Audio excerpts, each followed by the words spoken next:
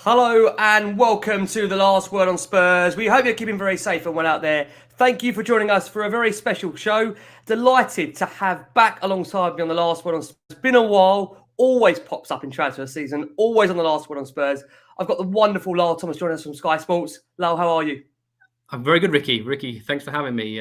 Yeah, really good to be here. And obviously, you got your new technology, so people can see my face now for the first time. Probably, they know I'm a real person and not just a robot on Twitter. So there you go. Believe me, these humans do exist, right? These humans that love transfers do Exactly. exist. Yeah. I have to convince Jason that these people do exist in terms of transfer stories. But listen, absolutely delighted to have you here, Lyall. Listen, for listeners out there, Pleasure.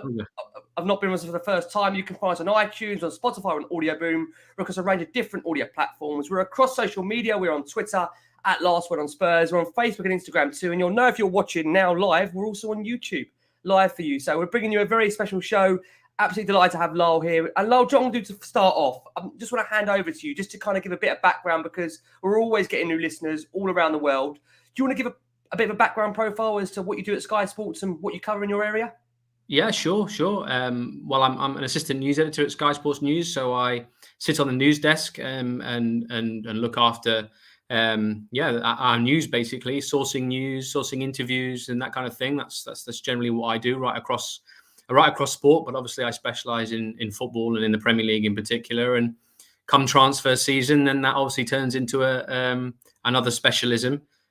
So yeah, I'm sort of central to the transfer investigations that go on at Sky Sports News, and hope to be as accurate as we possibly can, and bring to you guys, to Tottenham fans and fans of every Premier League club what's happening in the transfer market. I mean, obviously it's a fascinating part of the industry. I love it.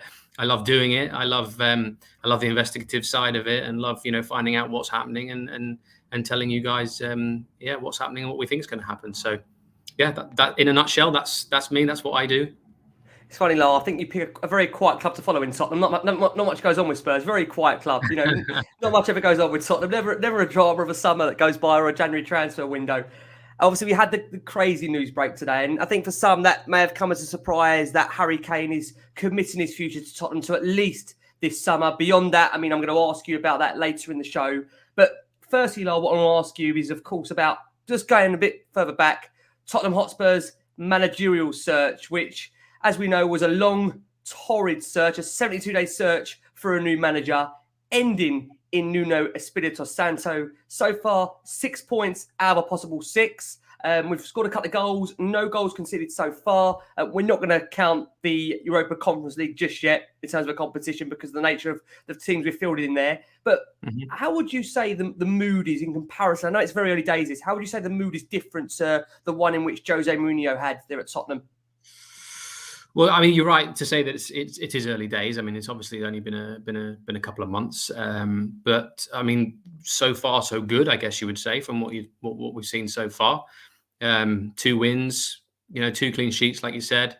Obviously not an abundance of goals, but I'd say 2 very good results. I mean, home to Manchester City or away to Manchester City anyway against Manchester City is a very difficult game, and to get 3 points against the champions in the first game of the season, I mean, you'd say that's a real statement.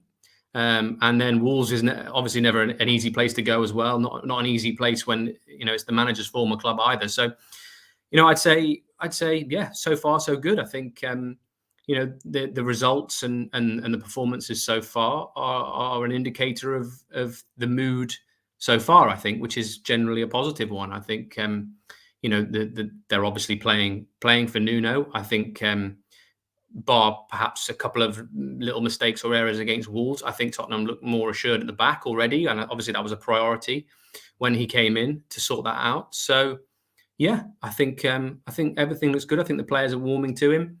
Obviously there are still a few players around who perhaps thought they would be leaving this summer, who perhaps aren't feeling as positive as the majority of the group because they've not been playing and not been part of things. I mean, there's a few names that stick out. Tanguy and Ndombele in the main, I think, as well. So I think whether they're warming to the manager or not is remains to be seen. But so far so good, I would say. I think Tottenham fans should be positive with what they've seen so far and be encouraged. And obviously, having the fans back in the stadium is fantastic. I mean, I don't know how you felt. I'm sure you're at the game. City game was incredible. The noise in there, it was remarkable. Having the amount of fans there was, I think, because there was that common goal of City, the champions, coming to Tottenham, the Harry Kane, obviously overdrive of speculation over his future. It almost felt like the fans were that 12th man for that game and really drove the team on. Yeah, exactly. I felt like that all weekend, really. Watching all the games, just having the fans back. I mean, it was almost as if last season had never happened. It just felt so natural and normal. But it was really a really good feeling to see fans back everywhere. So yeah, I think Tottenham starting at home to Manchester City, getting that win is a great sort of, for want of a better cliche, a great lift off for their season. It's a great platform for them to build on now, and obviously the Harry Kane news as well is only going to increase the positivity around the place. And yeah, I mean, the fact that they've had 2 good results without him playing, really. Obviously, he came on for a little bit against Wolves, but yeah, so far so good. That's fantastic. Lyall, you already partly touched upon this, but I want to ask you about Nuno Espirito Santo, just in terms of what the general vibe is there at the moment, because it is very, very early days. I mean, like you've just alluded to there are players that want to move on this summer. Obviously, we've signed a couple of players as well. How would you say that the group are taking to him at the moment? Is there a feeling that, because one of the things that is coming out from a lot of the players is that everybody with Nuno are quite clear in terms of what he asks from them. He's quite when he lays out the methodology to a game in terms of what he expects of that player, they know what the plan is. They know what's expected of them as a player, and therefore there can be no uncertainty at the end of that game if they haven't performed, why they're not going to be in the team for the next game. Does that make sense where I'm coming from? Yes, I think so. I think with Nuno, the impression that I get from what I've seen of him at Wolves and at Tottenham so far is, what you see is what you get. He seems like a very straightforward person. He seems a very direct sort of character. That I think the players probably won't really be in any uncertain terms about where they stand with him, which I think is a good thing. I think clarity of the message from managers is important, and so I think that the players will get a clear message, from him.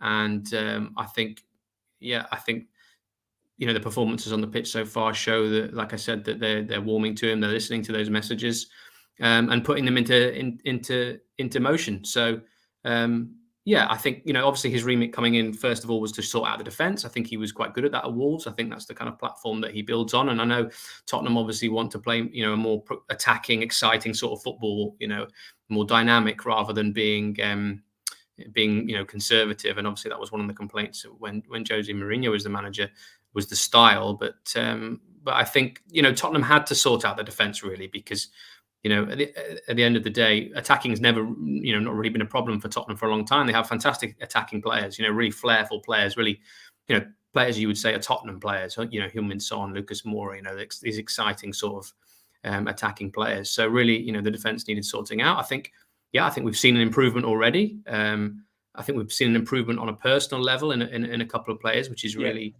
promising to see. I don't know if you agree, but I'd definitely say in terms of application, I can see there's definitely more of a motivation for the group. And I know that's very early. I know we're 2 games in. I don't want to get too carried away, but I mean, it does feel. I mean, there's a bit of a Poch vibe to it, Lyall, if I'm being honest with you. There's something that feels just a bit more warmth. And I'm not sitting here saying that we want to achieve the same as Poch, because ultimately that didn't result in trophies. It didn't result in Spurs actually going on to win anything. But what we had under Poch was a real united family atmosphere. And I think you do need that as a base to start with if you are going to go on to achieve things as a group. And I know it's very, very early days. And I do want to bring it to today's news, because it is obviously headline breaking news about Harry Kane. And it's obviously news from the media that, let's be honest about it, it's headlined the whole summer. It's taken us into overdrive, and it's been discussed really, I would say, since probably early June until where we are now. Obviously, Harry Kane put out a personal statement on his Twitter and Instagram account that he will be staying at Tottenham Hotspur this summer. He's 100% focused on helping the team achieve success. As we know, Man City were very keen to sign Kane. From what we understand, he believed that he had a gentleman's agreement in place to join them. But, Daniel Levy, from what we understand, refused to even enter negotiations with Manchester City. And I just want to know from your perspective, Can you explain this incredible U-turn that has taken place today? And it just felt at one point Kane's exit was inevitable. Was it ever that close? Well, I wouldn't agree that it was inevitable. No, that's not a turn of phrase that I would use to describe the situation. And perhaps a U-turn. Yeah, I can see how it's perceived that way. I think it's clearly a realization and an acceptance from Kane that there's not going to be an agreement between Tottenham and Manchester City for him this summer.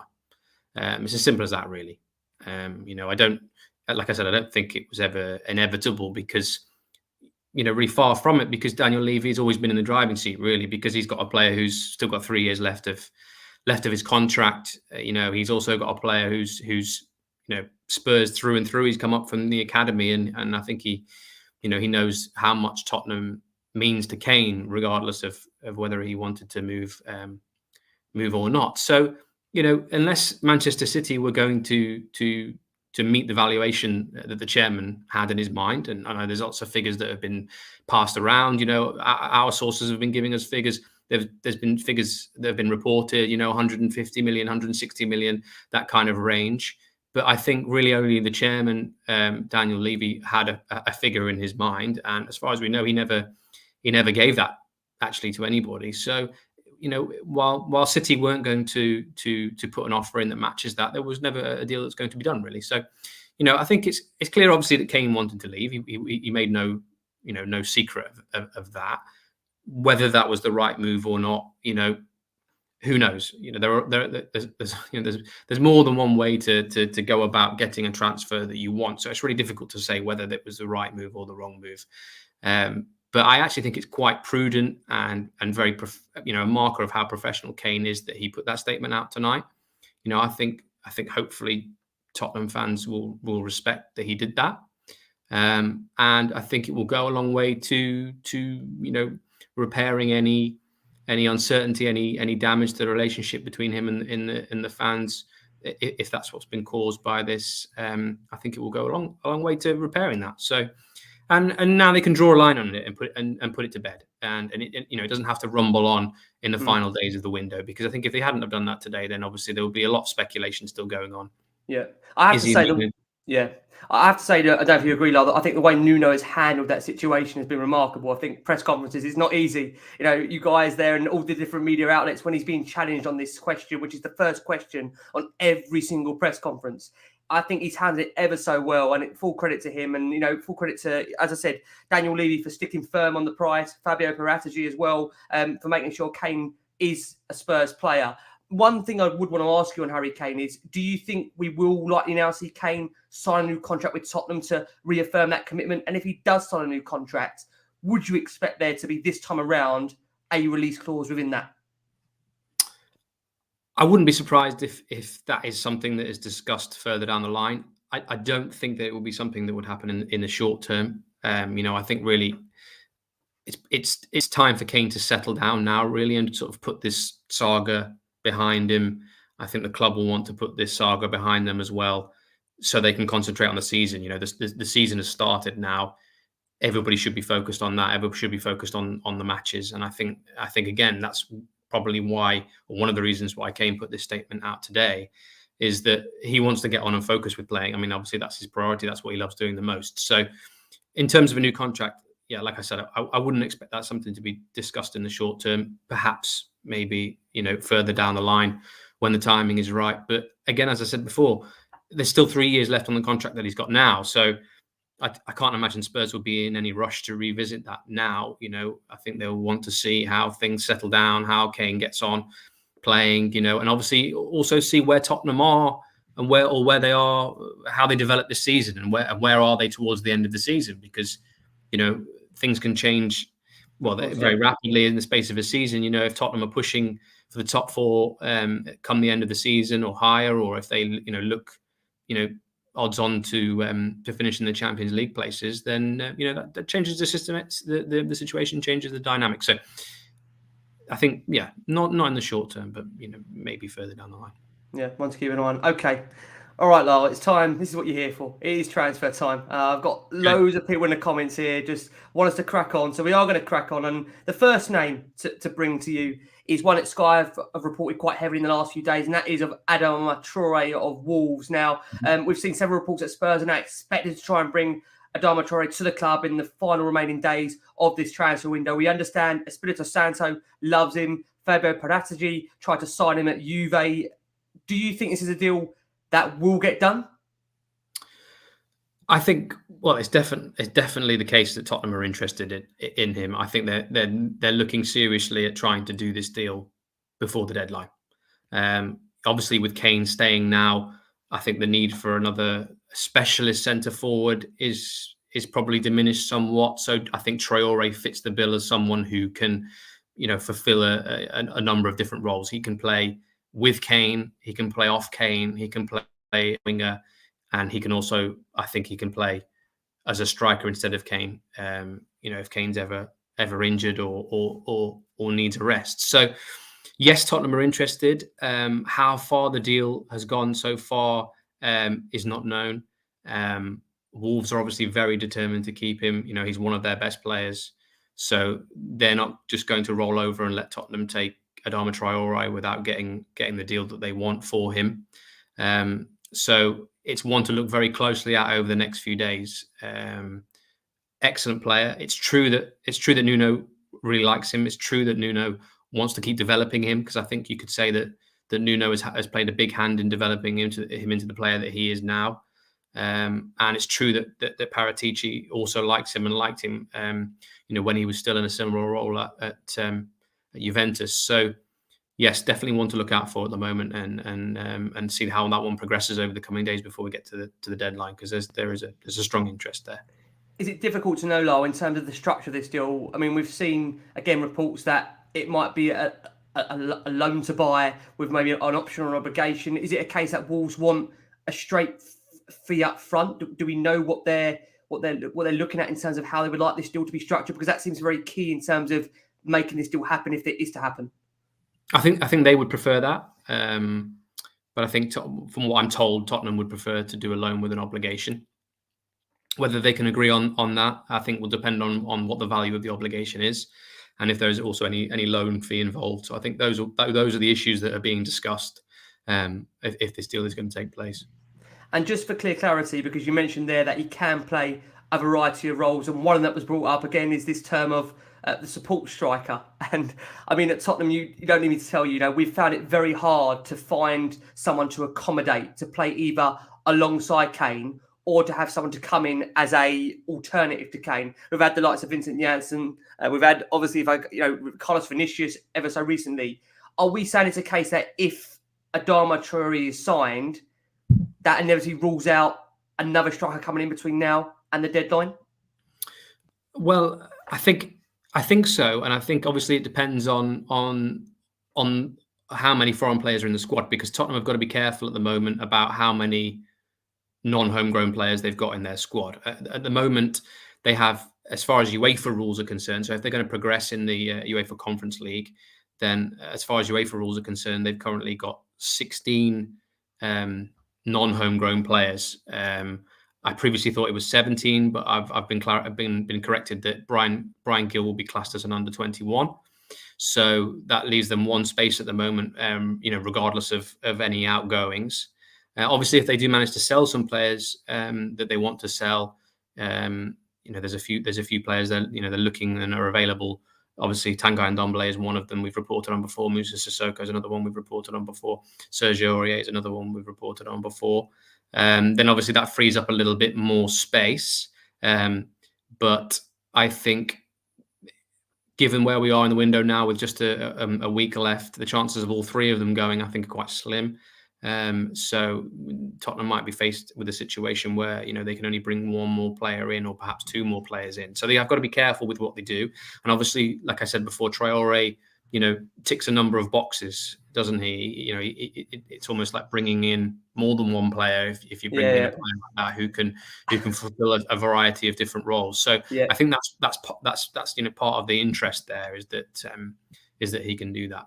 Yeah, I think it's fair to say, Lyall, that he will 100%, I think, split a lot of opinions with Tottenham fans, because from the gauge of what I've seen on social media, he is absolutely terrifying when you watch him go at defenders. I think the only frustration is that end product. But there'll be some out there saying, well, hold on, if he squares it to Kane or Son, we're okay. But if we can work on the finishing, then who knows? But we've got so much to get through. So we're going to go next to another player Spurs have been very, very heavily. Again, Sky have reported on this. That is of Lyon playmaker Houssem Aouar. Have I pronounced that right? I understand as things stand, Spurs are very, very keen on the player. We know, I think Arsenal did have an interest, although then they went and signed up Martin Odegaard from Real Madrid permanently, which may have ruled out their interest. Can you tell us again before the deadline if this is a player Spurs are keen to add to their ranks? Well, again, there's definitely an interest there. Yes, we've already reported that they are interested in the player. There's a lot of clubs that are interested in this player. He's been a real talent in France for quite a few seasons. Part of my job is to track players that are coming through in different countries to see who the next wave of talent is going to be, and obviously be able to establish contacts and in accordance with that to get in a good position when things like this start happening. And Houssem Aouar is someone that I've tracked for a while. At the end of every season, I always have a look at how players have been performing statistically, and he's always come out top of his position, if not in the top 5 of his position, not just in France but across Europe. So he's a real talent, and definitely one that Tottenham like a lot. But I think at the moment, given that Tottenham have an abundance of players in that position, it's not a priority position for them to cover unless somebody leaves. So I think if something's going to happen with Aouar, then I think someone will need to leave first. But again, this is the transfer window. Anything can happen. We've got a week left, so let's see. He's a great talent. It'd be great to see him in the Premier League. It really, really would, and I'm sure Tottenham fans would love getting one over the Arsenal if they bring him in, and they knowing that they've had an interest before. Yeah, I agree. Listen, he's a very good player, and that's one that I say probably keep an eye on. I think Spurs are going to be very, very excited if they could bring him in. We know potentially one of the players that you look at him in the Spurs squad is Tungan Ndombele. That one that could be looking to go out. We'll discuss him later during this show. And then I'm going to throw at you now, Lyall. I probably think you would never think this name would come up on a Tottenham Hotspur podcast. I can't quite believe I'm going to ask you this question. You've thrown some names to me before in the past. To be fair, in the last 6 years, mate, we've had some interesting days. Whoever this is, I'm sure it's going to be. Funny. Well, this is a funny one. There's been reports last night from an Italian link that was emerging that Spurs have a potential interest in bringing Cristiano Ronaldo to the football club. And I say that very, like I say, link, not links, because I don't want to, like I say, misquote anybody. I mean, we know that Fabio Paratici facilitated Ronaldo's move to Juventus. Even me, as the most optimistic Tottenham fan, I can't quite see the attraction for Ronaldo coming to play the Europa Conference League on a Thursday. I might be wrong. I might be completely wrong. He maybe be up for a new challenge. I mean, can you tell us, is Ronaldo thinking of a new challenge in North London with Tottenham? I think you answered your own question there. I think that's not really one we should waste any time talking about. I mean, yeah, like you said, the list of reasons why not are considerable, starting with no Champions League football, and you can take it from there. Okay, that's fine. We can easily move on. We should get those in there every time we do this. You should throw me in one like that from left field. I still can't believe that came up. Football transfer podcast without talking about. Exactly. I still can't believe it came up. But I mean, two names that were heavily linked throughout the summer, and they seem to have now gone very, very quiet. That is of Fiorentina's Dusan Vlahovic and Inter Milan's Lautaro Martinez. We understand Spurs actually had a preliminary price they've agreed only then for Inter Milan and to sell Lukaku to Chelsea, which in effect obviously made that deal was never going to be possible. Are those two players now, are those dead links now in terms of those potential players? Can you see anything happening at all, or them reviving before the end of the window? As far as I know, Tottenham are not working on either of those players at the moment. I think that that situation has moved on. It's a good example of how dynamic the transfer window is, really, and how the state of play is not always the same from the start to finish. Things change, situations change, and I think obviously Tottenham have been looking seriously at top strikers this summer. They've had to, given the situation with Kane and the fact that his future's been up in the air. It's it's only been prudent, and those two players, Vlahovic and Lautaro, are two of the top strikers that are coming up in Europe. Obviously playing in Italy, and the financial situation in football in Italy is clearly not great at the moment because of the pandemic. I mean, obviously the pandemic's affected pretty much every club in Europe, but there is obviously an obvious need for clubs in Italy to be selling players to bring money in. I mean, we've seen that already with Inter selling Lukaku. They just won the title. There's no way in an ideal world they'd have wanted to sell Lukaku, but that's the situation that they're in. But I think it's quite clear that Inter now don't need to sell Lautaro to anyone, especially not Tottenham, because they've sold Lukaku, and I think the financial situation is a bit more stable there. So obviously he's going to stay. Vlahovic, I understand, was always much closer to joining Atletico Madrid if he was going to leave Fiorentina. I think that's where the player wanted to go. Obviously they've got Champions League football to attract him with, but as far as I know, that one's not moving any further at the moment. I think Atletico are looking to do a deal for a different striker now from Germany. So I think both of those players will stay where they are.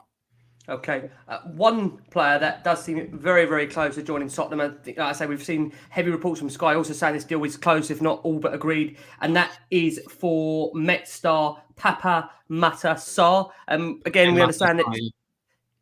We're going to get used to that.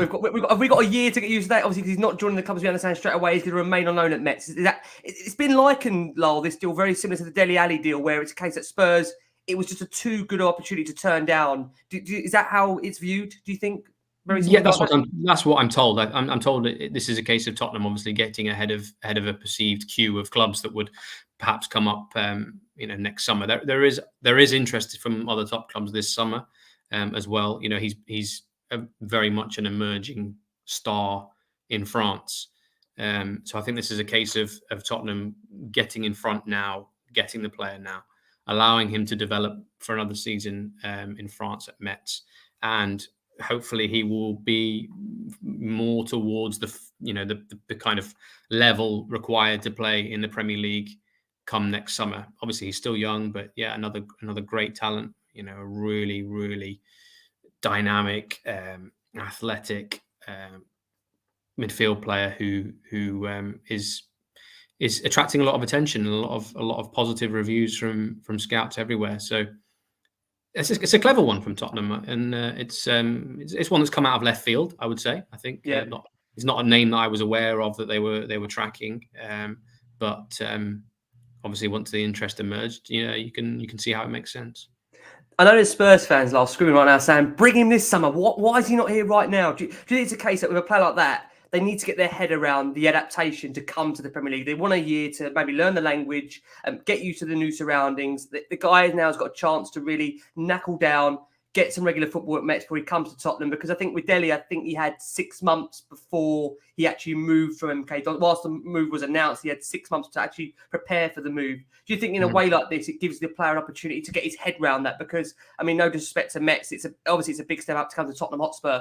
Therefore, he's got the opportunity to really, like I say, home in, really get himself ready and prepared to come to Tottenham in that new season.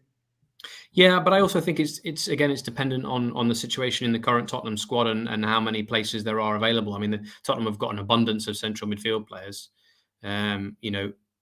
Obviously there's still question marks over whether Tanguy Ndombele would leave or Moussa Sissoko would leave. But without those things being assured, I think Tottenham have got other areas of the squad that they want to improve. That's more of a priority. So as much as this guy is a talent that they want for the future, I think this is more perceiving how things are going to be next year.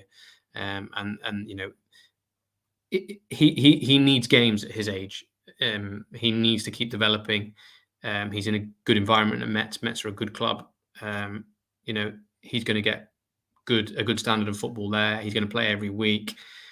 At his age, he's got to keep developing and keep playing. And obviously, if he comes to Tottenham and has to jump up the level to the Premier League level, that's not an easy task. It's not an easy task for any player coming from Europe, but especially young players. It's a big leap. So it's prudent, I think, to keep him where he is and and hope he makes another step up while he's at Metz, and then bring him in next summer, I think. Yeah, fair. Okay. Next player, let's say it's been on the book series, Caligari's Nathan Nandez. We understand Spurs haven't made an official bid as of yet. Is that a player that Spurs are still looking at before the end of this summer transfer window? No, I think they've ended any work they were doing there because they brought in Pape Maté. So similar player, sort of similar profile of player, I would say, similar position. So I think they've decided to do the Sarr deal instead, and I think they've moved on from Nandez now. Nice and easy one to move on. Okay, another name we've seen linked today is Stade Rennais winger Jeremy Doku. I do see this now. I've definitely seen this name pop up before for Tottenham quite a number of times over the course of a number of windows. I mean, is that a player that you've heard, Lyall? He's on Spurs' potential list of targets? Well, he's another talent in France, another sort of emerging, exciting winger in France. It's not one that I've heard that Tottenham are looking to do this summer. No, not personally. You know, there are some attacking players that I am aware of that they're interested in that I would say are probably a bit further along in their development and would probably be more likely to come into Spurs now. You know, obviously Adama Traore is at the front of the queue, and I think he's the player that Tottenham want to go for. I know they're also interested in Kvicha Kvaratskhelia, who plays for Rubin Kazan in Russia, Georgian player, 20-year-old. That's a very popular name. We've got a lot of people asking here. We've got Giga on the screen and saying, can we have an update? Is that just a player of an interest, Lyall? Can it be anything more than that before the end of this summer transfer window? Well, as I said, I think it's interesting at the moment. I mean, the last update I had was a few days ago, which is that we're still in its early stages. You know, as I said before, the expectation is that Adama Traore is the one they want at the moment. Things can change very quickly at this point in time. So, you know, let's see over the next few days. But yeah, only interest at the moment, I think, in terms of Kvaratskhelia. Okay, another name that's been, again, throughout the media the last few days is that of Weston Mckenney. Very, very promising player. Looks like a very good player on the eye, to be honest with you. He looks impressive. Anything there from a Spurs perspective where there could be a late bid going in for him before the end of the month? Again, it's not a player that I'm aware that Tottenham are working on at the moment. I've been told there haven't been any discussions over doing that deal between the clubs. You know, I know that Juventus are open to letting him go. Again, because I think Juventus are looking to still recoup some funds from player sales as well. I think his level of wages, I think, is more at the level that more clubs in Europe could afford. So I think that makes him a little bit more of a realistic player that they can move on. But no, not one for Spurs that I'm aware of. Okay, no problem at all. Well, thank you so much so far. For our listeners that are on YouTube, stay with us. For our guys that are on audio, we're going to go for a very quick break. And then when we return, it's the Tungi and Ndombele chat that we've just never wanted to have, but Lyall's going to bring it to us. I'll say, for those on YouTube, we're going to have that chat right now. Lyall, Tungi and Ndombele. Now, do you know what? This player, I am so frustrated. Because this guy has got all the talent in the world, probably one of the most exciting players I've watched at Tottenham in a long, long time. But I know what you're going to tell me. If only the attitude was there, my God, what a player, he could be. Can you give us an update as to where we stand with Ndombele? Hasn't been involved in pre-season, hasn't been involved at all in terms of the first couple of games of the Premier League. I'm thinking about the situation, who can actually afford Tungi and Ndombele right now in Europe? I mean, can you see him leaving Spurs before the end of the month? I can see that happening. I think of all the players that Spurs are open to moving on, he's probably the most likely to leave at this point, simply because of the amount of interest there is actually out there in him, and for exactly the reason that you just said, that he is a tremendously talented player. Really has the potential to be a top player in his position. He's almost unplayable at times. And I think it's a real shame that he hasn't been able to show that on a consistent basis for Tottenham and really become the player that he wants to be. I mean, in his defence, I think it's difficult. It's difficult when you're brought into the club thinking that you're going to be playing under a specific manager. And obviously, he was brought into the club to play under Mauricio Pochettino. Yeah. And that changed. And he's still a young player. He hasn't had that before he joined Tottenham. He hadn't actually had that many seasons in the top flight. So I would say he when he joined Tottenham, he wasn't a very experienced player. So I think he lacked some experience dealing or handling with certain situations, such as a change of manager like that. And obviously, his relationship with Jose Mourinho was well documented, for better or worse. I think that Jose Mourinho got some of the best out of him last season. I thought he was excellent last season. I thought, he'd really come through that sort of turbulent period towards the end of the season before and over the summer, where he was unsettled last summer and he wanted to leave last summer. And I think he probably felt good under Jose Mourinho eventually and felt settled and thought, well, this is the way things are going to be now. And obviously, they've had another change of managers, so he's had another manager to get used to. So it doesn't surprise me that he's unsettled again. It doesn't surprise me that we're talking about him potentially leaving the club for the reasons that I just said. I mean, he's fit, he's ready to play. That's what I'm told. He's in great shape. That's what I'm told. But he hasn't been picked by Nuno, and Nuno's spoken about it publicly. Yeah. And so we're in a situation now, with a week to go. He does have some interest. We've reported already from our colleagues in Sky Germany that Bayern München have suggested a swap deal that involved Corentin Tolisso. I think that was rejected. I think I'm not sure exactly why that was rejected. Whether Tolisso was not a player that Spurs liked, or whether it was actually some of the financials involved, I'm not exactly sure. But that deal is not happening as things stand. But that is the level of club that likes Tanguy Ndombele and would be interested in doing a deal for Tanguy Ndombele. If the structure of the deal was right. I mean, obviously Tottenham will want to recoup as much as, if not all, the money that they spent on him. I think they would probably argue that he has actually developed somewhat since he came. Yeah, I agree. Yeah, it's just a real shame. I mean, because like I say, as Nicky says there on the screen, he is looking happy in all the training photos. This is the most bizarre thing, right? That he looks happy, but I would presume you're going to tell me that because of the fact that he does want away, Nuno is very reluctant to put him in the team, right?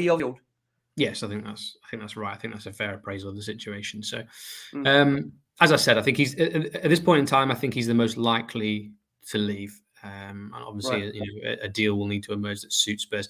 But going back to where I was going with them in terms of what Tottenham would argue, I think they would argue that his valuation is still sizable. And even if they can't get a cash valuation for him, I think the fact that his valuation is sizable gives them a tremendous amount of leverage if a swap deal could be organised somewhere. Whether it can or can't, I really don't know at this stage. Yeah. It will really depend on which club wants him and which players are being suggested in any potential swaps. But he's got a big agent working on his behalf as well, so that always helps in terms of relationships between the clubs as well. So that will do no harm in trying to get a move somewhere. Yeah, I mean, I think what we seem to see from Tungi's mindset is that he feels he should be playing for one of the elite clubs, the likes of a Real Madrid, a Barcelona, a Bayern Munich. I suppose the only thing with that he definitely has the talent. He definitely has the ability to get to that level. 100%. I mean, but as you're going to know, without the attitude, I think you only make it to those clubs if you've got the right mindset and mentality. Do you think there's even a possibility where Spurs would look to maybe let him go out on loan in order to get those wages off the books, if that would mean bringing somebody in that would be able to play as an alternative to Ndombele, if you see where I'm going with this? I think I don't know the answer to that question. I mean, I think knowing what I do about the club, I think they would want to be assured of an obligation or an option to buy at the end of it that they would be comfortable with. Yeah, I think there's no way. I mean, obviously, the risk with allowing a player to go out on loan is that their value actually depreciates because they go out on loan somewhere and they don't perform to the level that they should. So that's the worry, that if you just let a player out on loan without an obligation, their value depreciates, and actually, you've allowed your asset to depreciate in valuation somewhere else, not even at your own club. Yeah. So I'm just talking in general terms about that kind of situation. I'm sure that is something that Spurs will have on their mind, but. Again, let's see. I checked in today on Tanguy Ndombele just to see if there was any update, if there's any movement on him, and I was told not yet. So I'll keep checking every day on that one until the end of the window to find out where he's going to go, if he goes anywhere. Okay, fantastic. Lyall, loads of people in the comments kind of reading our mind of where we're going next in terms of outgoings. And one of those names that has been heavily linked again removed this summer is Musa Sissoko. We understand that again, you can tell us more, you are the expert on this, but there was some interest in the Middle East. We've heard that Fenerbahce has also been mentioned. He's again not been involved in Spurs' squads over the last couple of games. Hasn't really travelled again in terms of the obviously in terms of the Europa Conference League. Musa Sissoko, is this going to be his last season at Tottenham? Will he get a move before the end of this summer transfer window? Well, again, let's see. It's a player I checked in on yesterday, and again, I was told there's nothing concrete happening yet. I think there's a contrast here really to talk about between his situation and Serge Aurier's situation compared to Tanguy and Ndombele's situation. And the reason I say that Tanguy is most likely to leave, as I said before, is because of the level of the interest that's in him.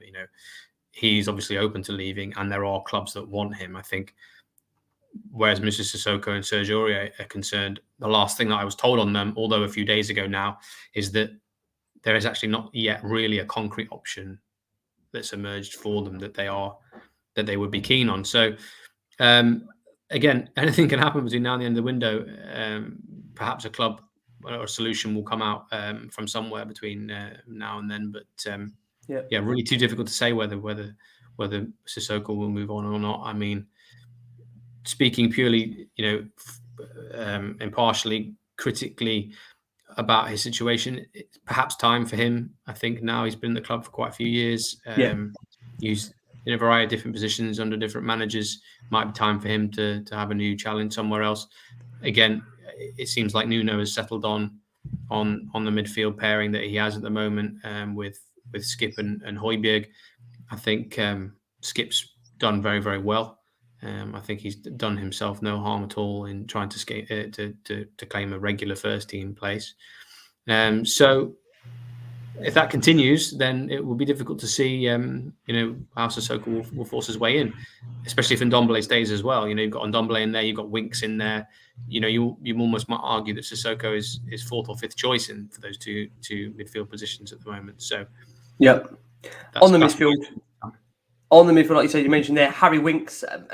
Again, it's very hard if anyone pays much attention to things like, say, in terms of social media. It was noticed that Harry unfollowed Spurs official on both his Twitter and Instagram. Whether he's refollowed them since, I can't be 100% sure on, so it would be unfair to say if he has or hasn't. But, I think there has been, Lyall, and again, you are best placed to say this, there was apparently some initial interest from Everton, maybe towards the start of the summer with Harry Winks, a player that at the moment looks like he's going to be, again, on the periphery of the team, although he has featured in a couple of Nuno's games so far, coming on as a substitute.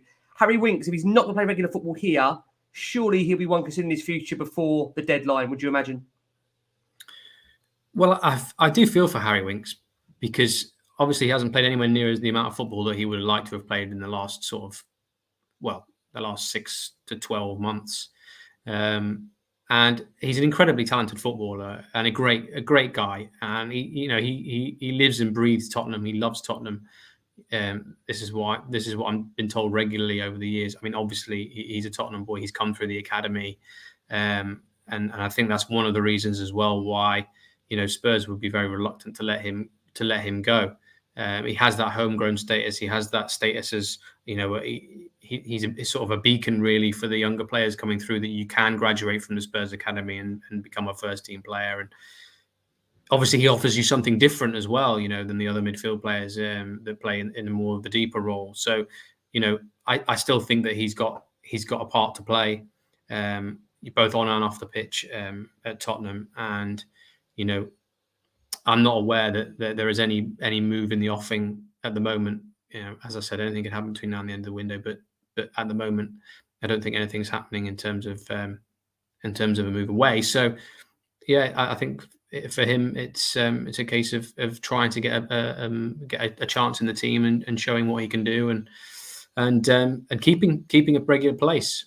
Really, I'm a really big fan of Harry Winks, both as a player and a guy. I really like him. Okay, we're going to come back and, let's say, discuss some of the other players in terms of those potentially leaving. But I want to ask you about a couple of other names, Lyall. We've seen linked to Spurs again. Some of these names here, I'm chuckling away because I mean, I just throw names at you and you look at me and think, yeah, that one there. We've Go heard ahead. that one before. Who's first? Or his name? Ilax Mariba is one of the names being mentioned. Again, a player that Spurs have reportedly spoken to as representatives of in the summer. Is there any interest in this player as far as you're aware? Well, the last thing we reported on him is that actually RB Leipzig are in talks with Barcelona to sign Alex Mariba. There's a situation going on in Barcelona with his contract. He's not signing another one at the moment. I think Juan Laporta has actually said publicly that if he doesn't sign another one, then they will look to move him on this summer. I'm very sure that he's actually represented by a German agency. So I think that's how the contacts have developed and the potential move to Leipzig has actually developed. And I think at the moment that's looking like where he will go. But a tremendously talented player, another really talented player that Barcelona have gotten, and talented youngster. There's no doubt that he'll have been tracked by every club going, Spurs included. But I think at the moment Leipzig looks like where he's going to go. See, I told you Jason always pops up. Even Jason, bless him, he still can't keep away. Oh. There you go. I did tell him that you miss him, Jason. No I did tell worries, him you miss Jason. him a lot. Next time for sure. Always a next time. Always another summer transfer, January transfer window. Fantastic. Lyall, next I'm going to throw at you was a player that we saw Spurs had some serious interest, I want to say, at the beginning of the summer transfer window. Went very quiet. Chelsea apparently in the driving seat now for him still, and that is of Seville's Jules Koundé. Jules Koundé. Can you tell us anything on him? Is that still a realistic target for Spurs to be looking at before the end of this window, or as the form of Dyer and Sanchez as a pair almost put Tottenham off the idea of looking at another centre-back now, which would worry me if it is the case? Well, you won't like what I'm going to say next. In terms of Koundé, no, not for Tottenham. I think if he's going to go anywhere, he's going to go to Chelsea. I think that's been running along for a long time. I think in the moment it's just a case of Chelsea moving Kurt Zouma out before they make their a serious move to get Koundé before the deadline. That's the situation as I understand it. So no, I wouldn't expect him to be coming to Spurs. And actually, we kind of touched on it in the beginning. I think Davinson Sanchez has improved, and he looks a much more confident player since he's come back from the Copa America, and I think his initial improvement and the quite considerable improvement from Japhet Tenganga as well. Yeah, agree. Actually helped shift. Again, this is another example of how dynamic the transfer window is actually, and actually how the fact that the season is still going when the transfer window is still open. Sorry, the season starting when the transfer window is still going gives players a chance to actually prove themselves, and gives players actually a chance to change the mind of the club and the recruitment staff. And I think that's happened somewhat with Davinson Sanchez and Japhet Tenganga. I think while they may have been considered as players to perhaps move on, I think Tenganga in the case of a loan earlier in the window, I wouldn't. I think it's more likely that both of them will stay now, and has actually probably allowed Tottenham to move on to other positions and see how they got on in the first half of the season. So. But yeah, I will come back on Sanchez. I do want to ask you that, but before I do, you already brought him up, so I just want to go and segue into that if I can, and that is of Kurt Zouma. I'm still bizarre how I even see this player linked to Tottenham, because I mean the business Spurs and Chelsea do is remote. I mean, I don't know why Chelsea or Spurs would want to help each other. It never made sense. I know there's no love lost between the two hierarchies. Therefore, just so we understand, Kurt Zouma to Spurs, is that even a remote possibility between now and the end of this window? Well, again, no, I don't think so, because I think Spurs have moved on to other positions from an out-and-out centre-back now, and they do like Kurt Zouma. They have had an interest in Kurt Zouma. I know that Zouma was proposed as part of a sort of triangular deal earlier in the summer that perhaps would have seen Davinson Sanchez moving to Sevilla, Jules Koundé moving to Chelsea, and Kurt Zouma moving to Spurs. But that's no longer on the table. I think all the clubs have moved on from that idea quite a long time ago. And actually, Kurt Zouma is very close to joining West Ham. We reported that on Sky Sports News earlier today that that's a deal that's edging closer to West Ham. I think that's the player that David Moyes wants the most. So I think if Kurt Zouma is going to go anywhere, I think that'll probably be where he goes. So yeah, that's the situation. That's the situation with Zouma. Okay, fine. Let's. I mean, you've already touched upon the fact in terms of centre backs that Spurs aren't now actively pursuing another one. So this will probably close this link that we've seen a player heavily linked throughout the summer, and that is of, again, tell me if I pronounce this wrong. I might have to might have to say it after tonight. That's Takehiro Tomiyasu. Tomiyasu, heavily linked with him throughout the summer. It looked like it was close at one point. What's happened there, Lyall? Why is that not gone through? Well, again, I think the performance of Jafferton Tanganga has had a lot to do with that. I mean, Tottenham were they've been one of their priorities earlier in the window was somebody who can play at right back and centre back. I think the expectation was that Serge Aurier would move on and that obviously Toby Alderweireld would move on, which he has done, and perhaps Davinson Sanchez was as well. So they were looking for a player who could play both of those positions. Well, actually, they already had a player who can play both those positions already in the squad in Jafferton Tanganga, and obviously he's done incredibly well in pre-season and done incredibly well, I think, in the first two games, and really shown that he can be the answer to that situation, you know, that position that they want. So I think that's had something to do with it.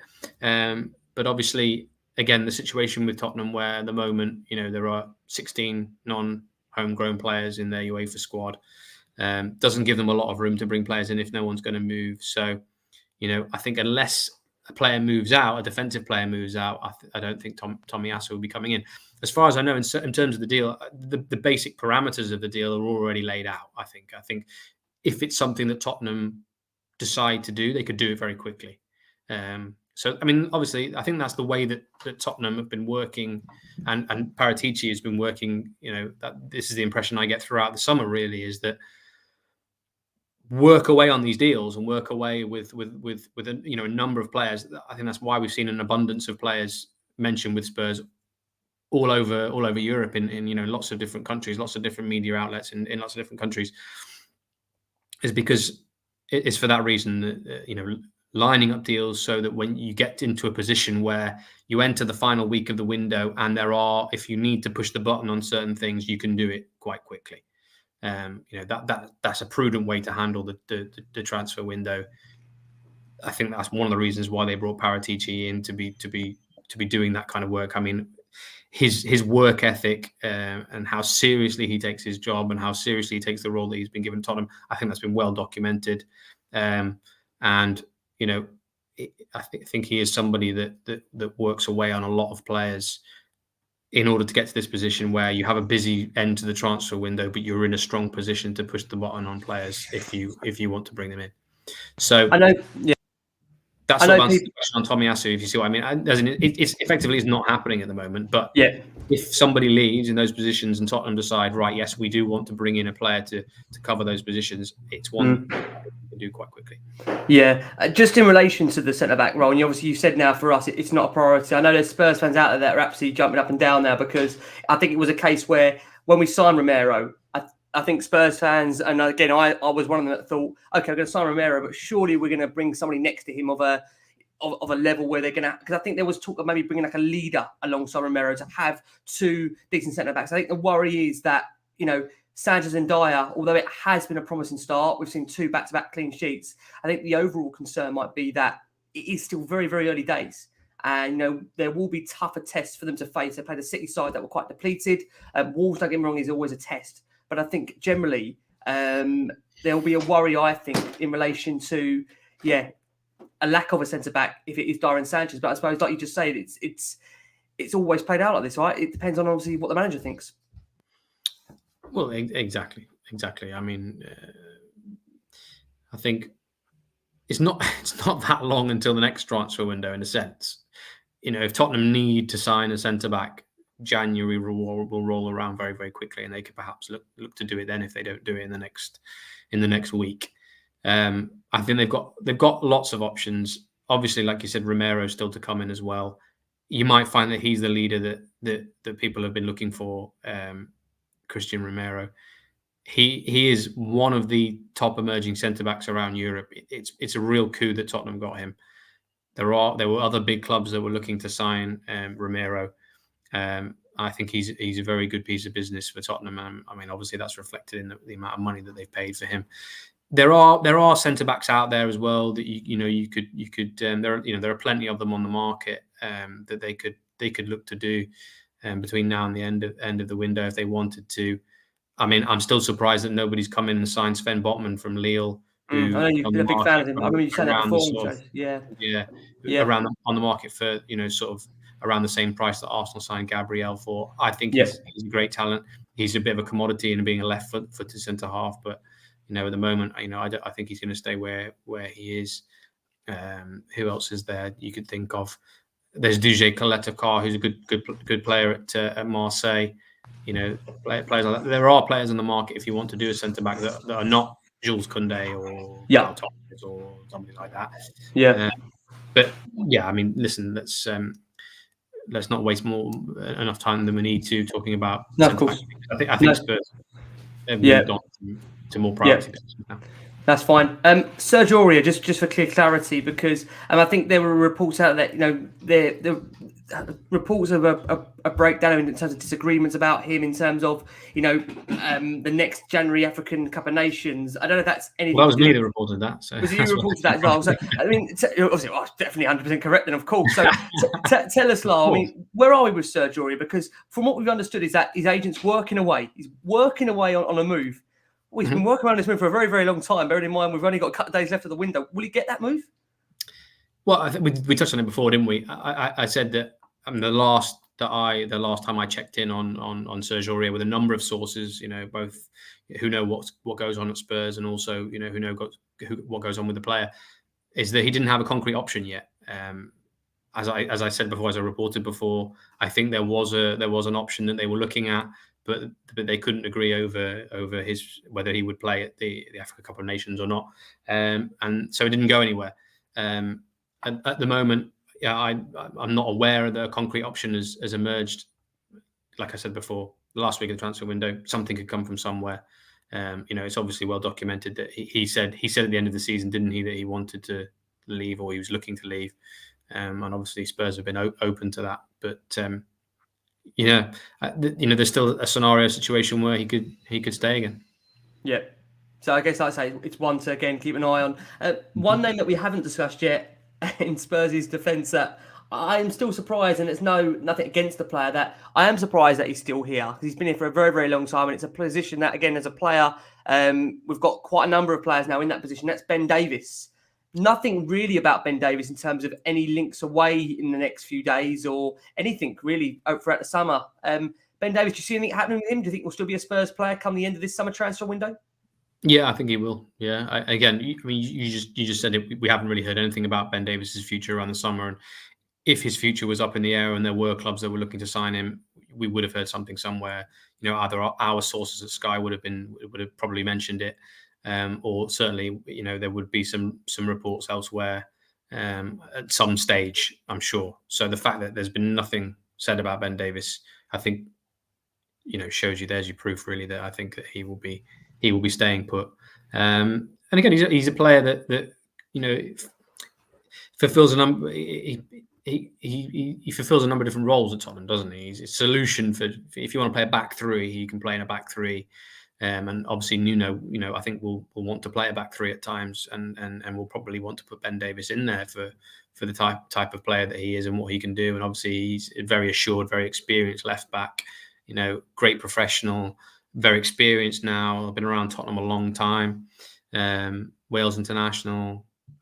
So he's a very dependable defender. He is, isn't he? I mean, he's very. He might not be the flashiest player. He might not be the fastest player. He might not be the But he's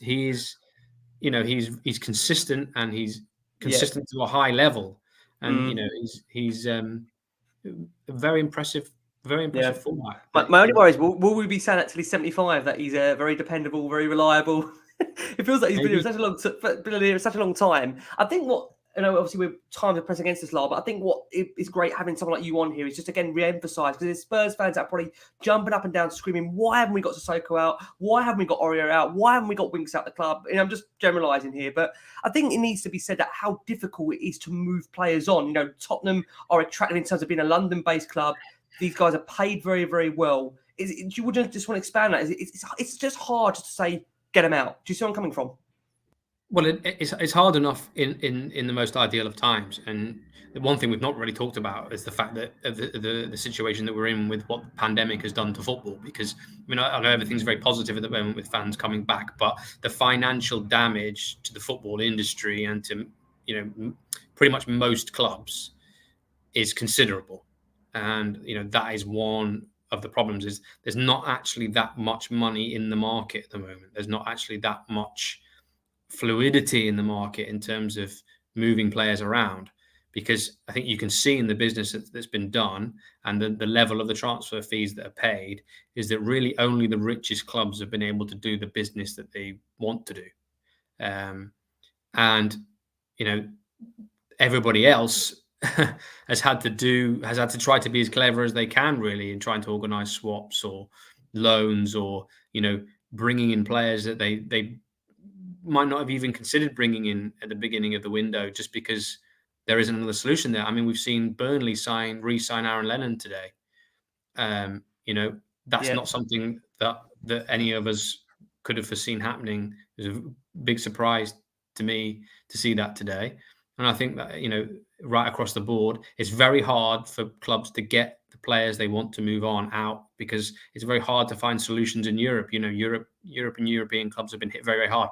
France has been hit considerably hard because of the TV deal that disintegrated over there. They've been hit very hard financially. The Spanish clubs have been hit hard financially. I mean, you just look at the mess that Barcelona are in, one of the biggest clubs in the world. They can't even afford to do the business that they would want to do. The Italian clubs, Inter have just won the title and they're having to sell their best players. We're really in a very unique situation in terms of football business and the financial aspect of the market, and that really is the most important thing. I mean, we can all talk about what player do you want to sign here, what player do you want to sign there.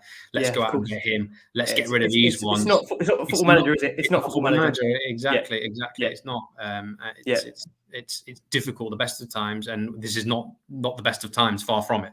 Yeah. So that's really the situation that they're in. So clubs are having to be clever and try to do the best they can with the situation that's in front of them, and they're all working considerably hard to do the best they possibly can. So Tottenham included, and I think Tottenham have done good business considering the circumstances. I mean, going into the summer, I think I wouldn't have expected them to do that much. I think they've actually done more than I expected them to do. Certainly the amount of money that's been involved in the deals that they've done, even though they're not actually paying a lot of it straight away. Yep. It's still more than I expected in the beginning. So that's really why why in an ideal world, what Tottenham would want to have happened at the beginning of the summer hasn't happened. Yep. Final question I've got to ask you, and actually Mario, who's on the screen there, has taken the words out of my mouth. I was going to ask you, between now and the end of the summer transfer window, how many signings in terms of incomings do you expect Tottenham to make? No pressure. Everyone's now waiting for this answer. Well, I think one, at least one. I would be surprised if they don't sign another player. I mean, obviously, I think Adama Traore is one that they really want at this point. Yeah, and that, just to be clear, when you say at least one, that's in addition to Papa Matar Sarr as well, right? We're saying that.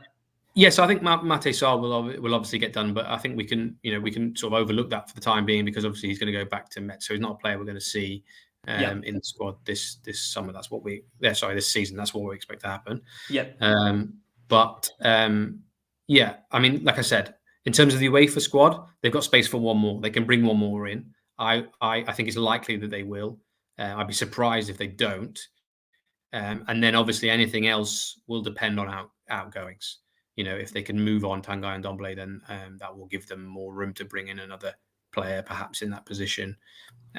Or if they move Sergio or Aurier out, perhaps something like the Tomiyasu deal could come back into the frame if they were to get rid of Serge Aurier. But again, I think to answer the question in as succinct way as possible, at least one. Okay, fine. I know there's Spurs fans right now, same as me, very, very anxious now. One. I mean, it's funny because that's how you go into a window. And this is the problem, right? You go into a window 5, 6, 7, 8, and then you get carried away by, you think, my God, we need to improve the whole squad. And it's difficult. I do think the starts of the season, I personally think that's had an effect maybe on the board's view on that, to maybe think we only need just the one. I do think come January when we'll have you back on, Lyall, I'm hoping there'll be a different figure by the time you tell us that in January. But okay, I'm going to ask, this is the final question I'm going to ask you, not transfer related, but just generally for you. From a Spurs board perspective, what do you think is the club expectation for Nuno Espirito Santo this season? What do you think they would look at and say, do you know what, that's a respectable finish in terms of domestic and the cup competitions finally to end on? Well, I think Tottenham's priority is always to get into the Champions League, isn't it? I mean, that's where a club like Tottenham should be, where they want to be, and I think that will almost certainly be the target. Will be to be breaking back into the top 4, certainly getting towards the end of the season to be pushing for those places. You know, obviously they've kept Harry Kane for another season, but if they get to the end of the season and there's no Champions League football again, obviously that and Harry Kane's got 2 years left to run his contract, that puts them in a more of a difficult situation to be able to keep him. So I think the target will undoubtedly be to get back in the Champions League places. And then aside from that, I don't know how seriously they'll take the UEFA Conference League. Obviously, you know, depending if they get through, you know, who they draw, we'll see. And then apart from that, well, Tottenham are traditionally a cup team, so I can't imagine, you know, that they won't be taking the FA Cup and the League Cup seriously. And I think so. Trophies are obviously lacking, whether it's a League Cup or an FA Cup. I think so. Yeah. I think a successful season, in my opinion, for Tottenham would be getting back in the top 4. Agreed. And then anything on top of that as well would be a bonus. You know, if they got back in the top 4 and they were a Champions League club again, and they won the League Cup, I mean, listen, I think had a good run in the FA Cup. I think, it's bizarre. I think there's a certain amount of trying to regenerate some positivity around Tottenham. You know, totally agree. Yeah. So, we need that feeling again of just being united. I think it's been a difficult couple of seasons, as you know. I mean, you've been on the show, like I say, and we've covered Mourinho, and obviously Mourinho's departure into Mason, and then, like I say, we're having a 72-day search for a manager. It's been tough, and I think now we just want to come together as one to feel that this club is going in the right direction again. It has been a real positive start to the season. Yeah, I can see that. And hopefully long may it continue. Lyall, always a pleasure to have you on. I've got to ask, I say, so people can find you. How can they find you on social media? Where can they find the wonderful Lyall Thomas? They can find me on Twitter, obviously. I think, my Twitter handle is below me here. If you can see that here. Sky Sports Lyall. Yeah, or, I mean, you can Google my name. I think a lot of my news will come up in Google News if you Google my name. Or obviously just make sure you watch Sky Sports News. Make sure you go on skysports.com and follow our social media channels. And, you know, there will always be stuff on there that I've hopefully contributed to. And, you know, we're one big team at Sky. And, so that's the best place, really, Sky Sports News. We'll be glued on. We're going to be glued on transfer deadline down now, waiting for just the one. I was hoping it's going to be more than one, only 2 or 3, but it's now hopefully just, we're looking at something, hopefully something to look forward to. Remember, I said you never know. I said there's a transfer window a week to go. You never know. Anything can happen. Lyall, thank you so much. We always have you on every single window, so we look forward to touching base with you again in January. And guys out there, for those listeners that have been watching us live, for those that are listening on audio, most importantly, keep safe, keep well, and as always, come on you Spurs!